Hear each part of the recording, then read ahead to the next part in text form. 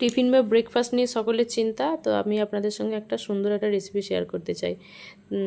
এই সুজি রোলের স্টাফিংটা বানানোর জন্য প্রথমে কড়াইয়ে তেল গরম করে তাতে আদা কাঁচা লঙ্কার পেস্ট দিয়ে ভালো করে সিদ্ধ আলু, গাজর, টমাটোর, মটর যা হাতের কাছে একটু থাকবে আর কি ভালো করে নেড়ে চিড়ে মানে গুঁড়ো মশলাগুলো দিয়ে আর সবশেষে ধনেপাতা দিয়ে ভালো করে নেড়ে চেড়ে স্টাফিংটা বানিয়ে নিতে হবে।